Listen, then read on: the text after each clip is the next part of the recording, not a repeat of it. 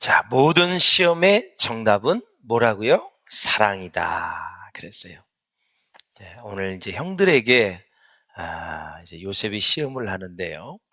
우리 한번 같이 보면서 오늘 용서와 사랑이라는 단어가 많이 쓰는 시간이 될 거예요. 그래서 용서의 영과 사랑의 영이 오늘 충만하시기를 주의 이름으로 축원합니다. 자, 요셉의 인생을 보면은 어떤 사람이냐? 세 가지로 나눌 수가 있습니다. 꿈의 사람이다. 꿈꾸는 자다. 별명이 꿈꾸는 자입니다. 그리고 믿음의 사람이었습니다. 믿음의 사람. 그리고 사랑의 사람이었다. 한 가지 더 붙인다면 용서의 사람이었다. 오늘 본문 44장은 바로 용서의 사람, 사랑의 사람 요셉을 소개하겠습니다. 아니, 애굽의 총리까지 갔잖아요. 세계 최강대국의 최고의 자리까지 갔어요. 그 자리에서 자기를 죽이려고 했고, 구덩이에 넣었고, 시기질투했고, 인신매몰해서 팔아먹고, 그래서 애굽까지 가서 감옥살이를 하고, 또 추가적으로 감옥살이를 하고, 이렇게 만신창이가 된 이 요셉이 하나님의 은혜로 총리까지 갔는데, 그 자리에서 요셉이 보여준 이 영성은 정말 예수님의 영성을 닮았다. 어떻게 그 자리에서 영적인 것이 막 다발로 나와요.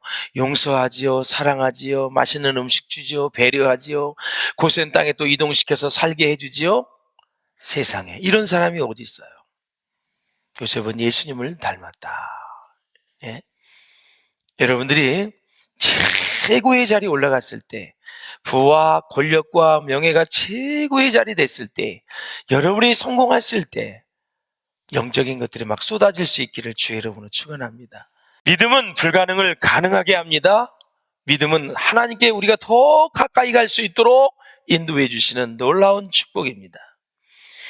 요셉은 믿음이 있었기에 신실하신 하나님을 신뢰했습니다.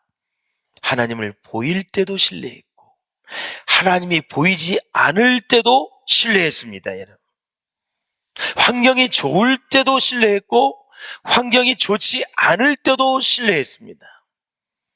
형통할 때도 신뢰했고 감옥에 들어가서도 하나님을 신뢰했습니다.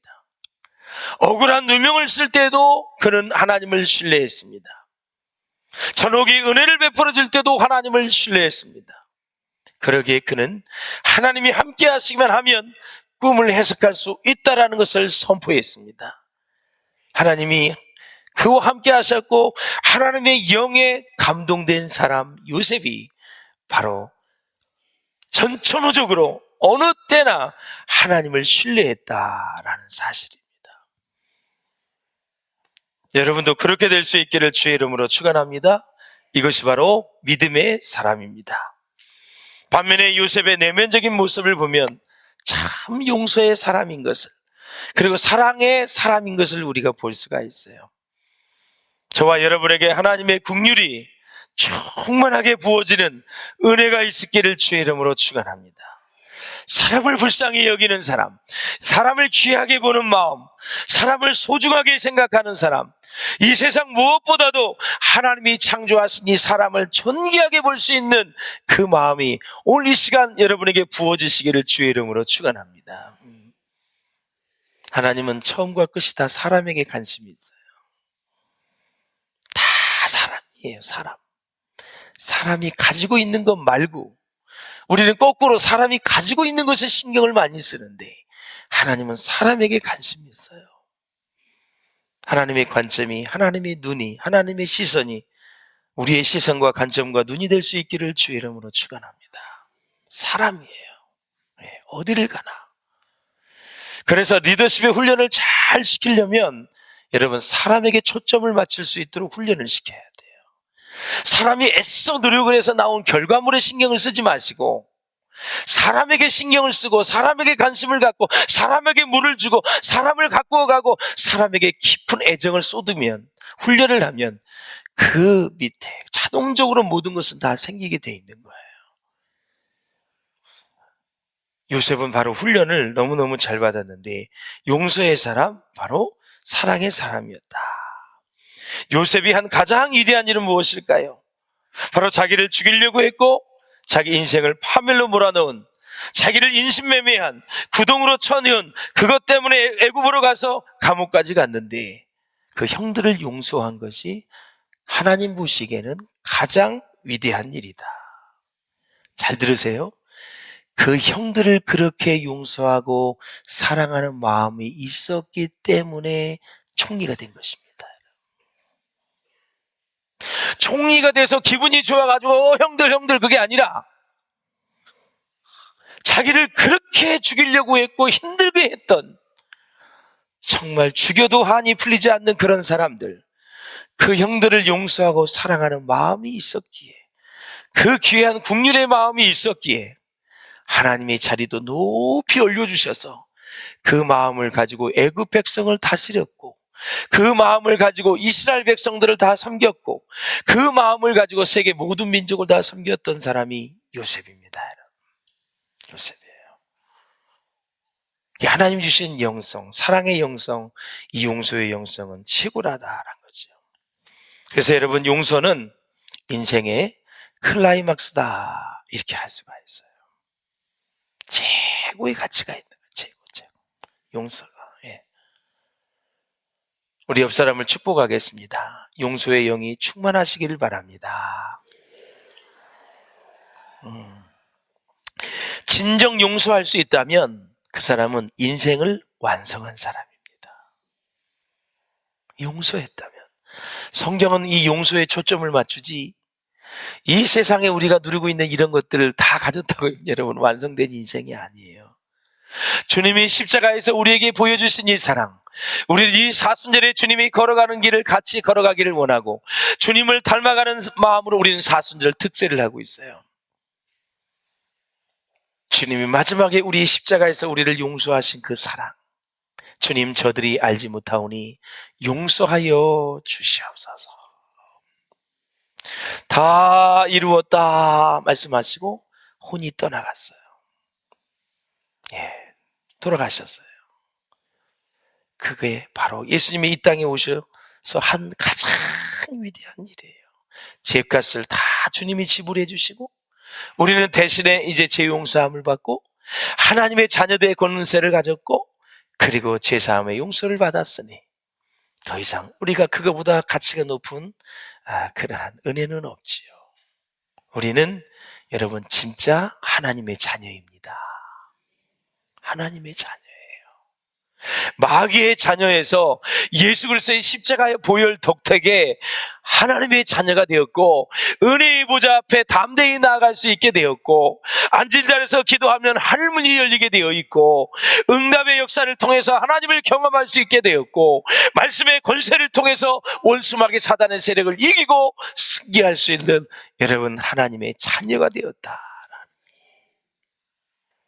그리고 죄 용서함 받는 사람이 되었다라는 것이죠. 얼마나 큰 축복을 받았습니까? 진짜 원수까지 사랑할 수 있다면 이것은 완전한 성숙에 이른 사람이다라는 거죠.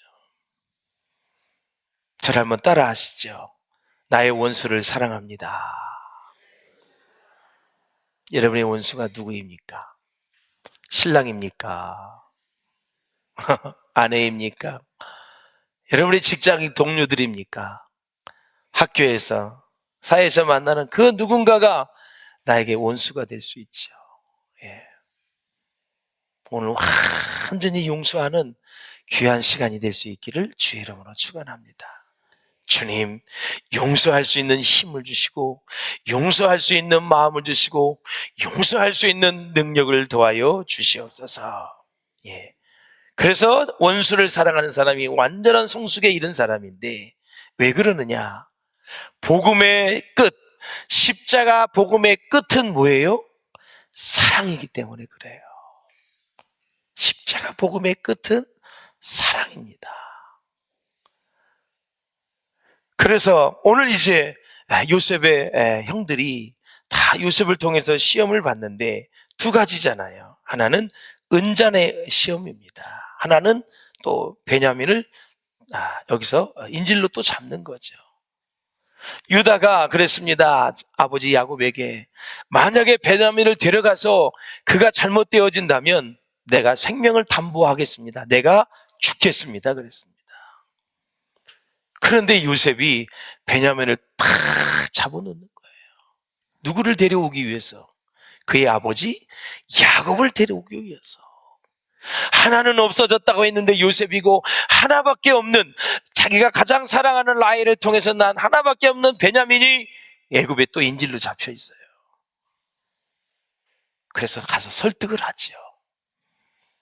여차저차해서 네 아버지를 데려오지 않으면 베냐민은 죽는다.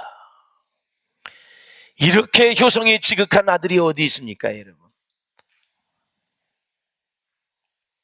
형도 살리고 동생도 살리고 아버지도 살리고, 요셉은 용서와 사랑의 영성을 통해서 다 살리는 쪽으로 갑니다. 여봐라, 저놈들을 쳐라. 그러면 자기는 의인이 되지만 형들은 영원히 용서를 못 받고 그들은 죽는 것입니다. 양쪽을 다 살리는 것입니다. 여러분 비열하게 여러분만 의인 되지 마시고, 다른 사람을 죽이고 여러분 의인 되지 마시고, 상대방이 잘못했다 할지라도 그들을 살릴 수 있기를 주의 이름으로 축원합니다. 그 방법이 지혜로운 거예요. 인생에는 감당하기 어려운 일들이 있습니다.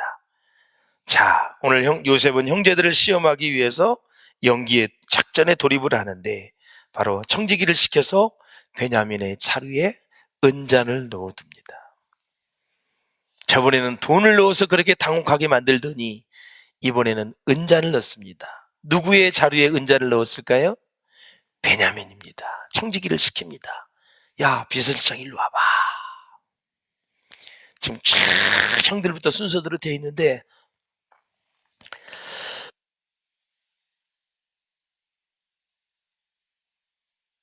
죄송합니다. 저 말째에 저기 베냐민이거든. 걔한테 은잔을 넣어. 다 나와라. 그리고 자루에다 딱 쫙 있는데 거기다가 다 넣어놓죠. 출발을 했어요. 예. 조금 뒤에 이제 청지기 따라가게 하죠. 야, 빨리 따라가.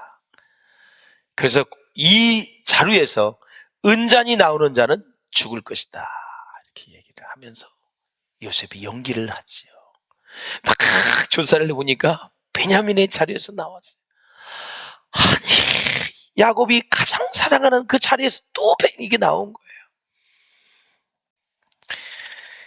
사랑하는 여러분, 이 시험은 어떤 사람을 넘어뜨리기 위한 것이 아니라 성장시키기 위한 것을 기억해야 돼요. 성장시키기 위해서 허락하는 것이다. 시험은 하나님이 믿음의 백성들에게 다 테스팅을 해보는 거예요. 아브라함에게 이삭을 바치라고 한 것처럼 마라에 쓴물을 주지 않았어요. 그래서 물을 한번 거둔 거예요. 3일 동안 물을 안 줬어요.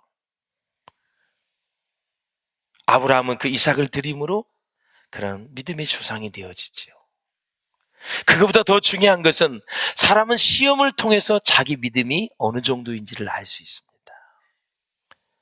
아브라함은 시험을 통과했고 마라의 쓴물을 만난 이스라엘 백성들은 시험에 통과하지 못했어요. 누가 시험에 통과해서 그 자리에서는 모세 하나만 통과했습니다. 원망 불평만 하고 있는 이스라엘 백성들, 그 와중에서도 여호와께 부르짖어 기도했던 모세, 하나님 말씀하십니다. 모세야, 너 나뭇가지 있지? 그것을 마라의 쓴물에 던져. 네, 알겠습니다. 던졌더니 쓴물이 단물이 되어졌더라.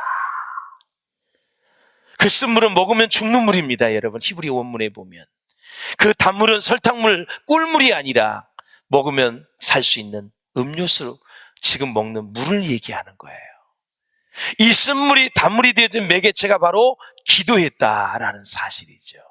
기도를 통해서 시험을 극복하는 이 모세의 모습을 보고 모세 덕분에 이스라엘 백성들은 전체 물을 마실 수 있었다라는 거죠.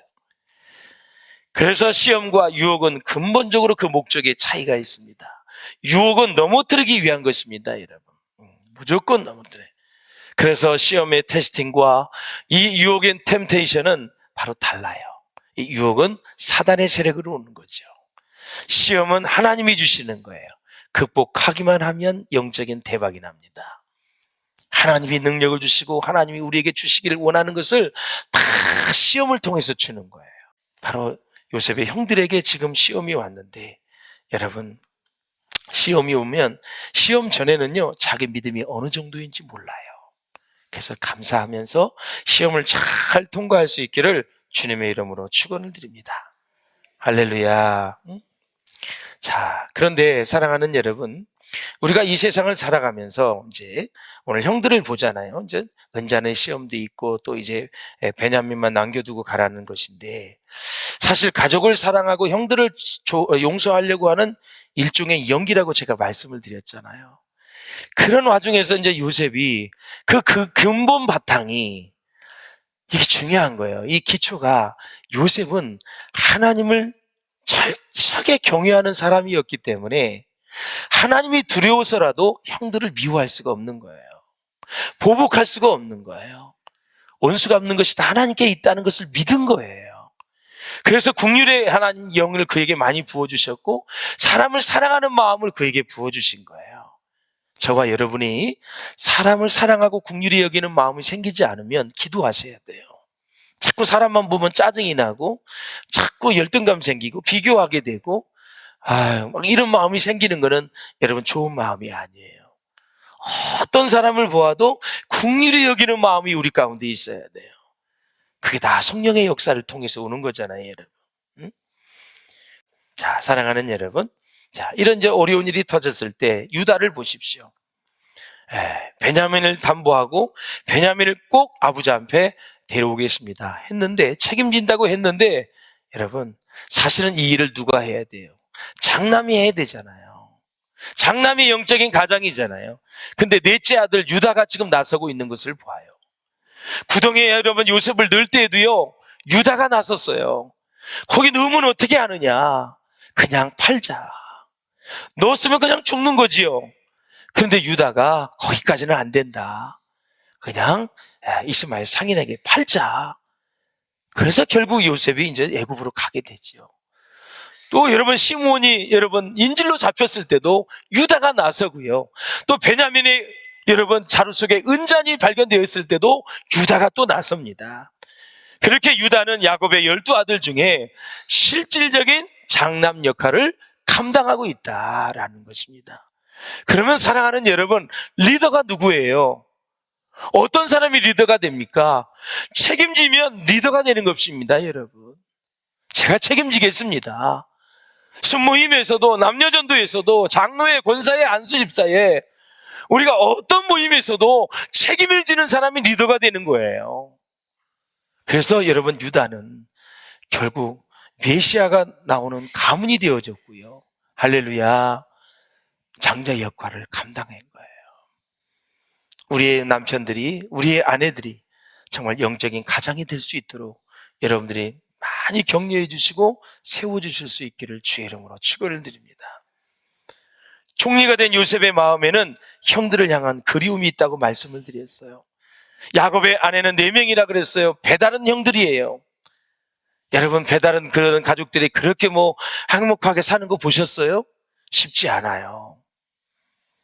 그러니까 이 야곱의 가족은 얼마나 으르렁거리고 얼마나 알력이 많고 다툼이 많고 막 그런지 몰라요.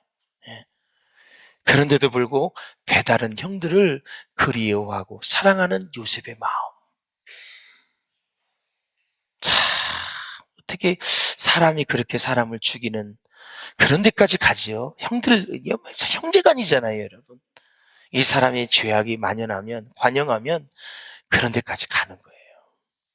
여러분, 어디를 가나 가장의 역할을 감당할 수 있기를 주의 이름으로 축원을 드립니다.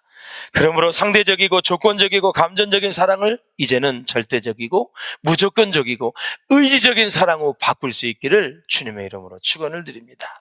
자, 요셉을 보면서 사랑에 대해서 몇 가지를 생각해 볼 수 있는데, 첫째예요, 진정한 사랑은 대상과 상관이 없다라는 거죠. 그 사람이 누구인지를 따지면 사랑할 수가 없습니다. 나의 사랑이 저 사람에게 필요해. 그래서 대상과 상관없이 진정으로 사랑하는 것입니다. 둘째는 진정한 사랑은 상대방의 반응과 상관없다라는 사실이에요. 상대방의 반응과 상관없이 내가 사랑하기로 결정하는 것입니다. 그냥 사랑하기로 결정하는 거예요. 아무 이유 없이. 그 사람이 하는 것은 뭐든지 다 좋게 보는 거예요. 세 번째는 진정한 사랑은 세월과도 상관이 없다. 세월이 지나도 사랑은 변하지 않습니다. 20년 전에 요셉이나 20년 후에 요셉이 총리가 되어서 형들을 만나는 이 상황에도 똑같다라는 사실이에요. 여러분의 가정에도, 여러분의 모든 삶에도 사랑이 변하지 않기를 주님의 이름으로 축원합니다. 10년 전이나 20년 전이나 30년 전에 그 마음 그대로 살아갈 수 있기를 주의 이름으로 축원합니다. 자, 그랬잖아요. 사랑의 온도를 끌어올리는 것이 영적인 능력이고 실력이라고. 사랑은 그냥 놔두면 다 식게 돼 있습니다. 뜨거운 물도 시간이 지나면 다 식게 돼 있습니다. 맛있는 죽도 다 시간이 지나면 식게 돼 있습니다. 모든 게 다 식게 돼 있습니다. 하나님이 열을 주셨고 에너지를 주셨고 능력을 주시고 권세를 주시고 하나님이 다 열을 주시는 거예요. 에너지를 주시는 거예요. 우리의 사랑의 온도도 여러분 오늘 다 끌어올릴 수 있기를 주의 이름으로 축원합니다. 마지막으로 우리가 누가복음 10장에 나오는 한 사람이 강도 만난 사건을 봅니다. 레위인도 지나가고 제사장도 지나갔어요. 그런데 어느 사마리아인이 그를 구해주지요. 사마리아인은 강도 만난 사람을 어떻게 돌볼 수 있었느냐? 이걸 보면 사랑의 속성이 나와요.